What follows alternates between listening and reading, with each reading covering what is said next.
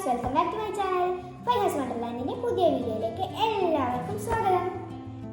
ഇതിപ്പം നമ്മുടെ സോഡിയവും വാട്ടറും കൂടെ റിയാക്ഷൻ നടന്നിട്ട് ഇത് സോഡിയം ഹൈഡ്രോക്സൈഡ് ആയി മാറിയിരിക്കുകയാണ്.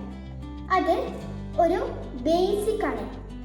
ബേസിക്കും ആസിഡും തമ്മിലുള്ള വ്യത്യാസം അറിയാൻ വേണ്ടിയിട്ട് ഉപയോഗിക്കുന്ന പേപ്പറാണ് ലിറ്റ്മസ് പേപ്പർ.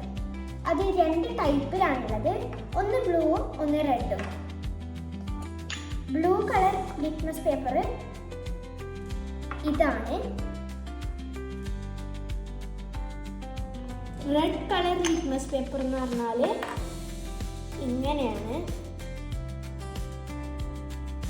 ഇനിയിപ്പം ഈ റെഡ് ലിറ്റ്മസ് പേപ്പർ നമ്മുടെ സോഡിയം ഹൈഡ്രോക്സൈഡിലേക്ക് മുക്കിയാൽ എന്തെങ്കിലും കളർ ചേഞ്ച് ഉണ്ടോ എന്ന് നമുക്ക് നോക്കാം.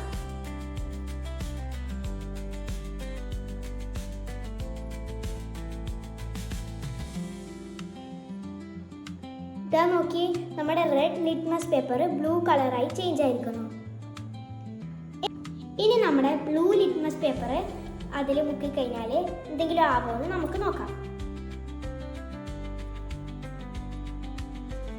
ഒരു ചേഞ്ചും ഇല്ല.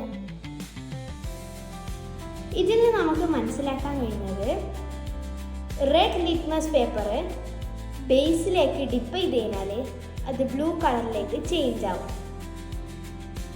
നമുക്കിനി ടെസ്റ്റ് ചെയ്ത് നോക്കാം. ലിറ്റ്മസ് പേപ്പർ ആസിഡിലേക്ക് ഡിപ്പ് ചെയ്ത് കഴിഞ്ഞാൽ എന്ത് കളർ ചേഞ്ച് ആണ് ഉണ്ടാവുക. ആസിഡിന് എക്സാമ്പിളായിട്ട് നമ്മൾ എടുക്കുന്നത് ലെമൺ ആണ്. ലെമണിൽ അടങ്ങിയിരിക്കുന്ന സിട്രിക് ആസിഡ് ആണ് നമ്മൾ ഉപയോഗിക്കുന്നത്. നമുക്ക് ആദ്യം ബ്ലൂ ലിറ്റ്മസ് പേപ്പർ വെച്ച് ട്രൈ ചെയ്ത് നോക്കാം.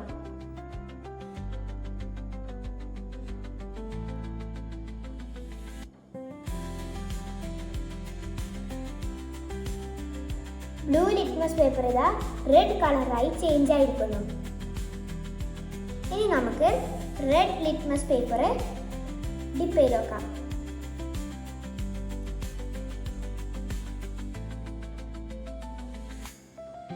ഇതിലാണെങ്കിൽ ഒരു ചേഞ്ചും ഇല്ല. അപ്പോൾ ഓർമ്മയുണ്ടല്ലോ, ബേസ് ആണെങ്കിൽ റെഡ് ബ്ലൂ ആയി ചേഞ്ച് ആവും. ഇനി ആസിഡ് ആണെങ്കിൽ ബ്ലൂ റെഡിലേക്ക് ചേഞ്ച് ആവും. Thank you for watching.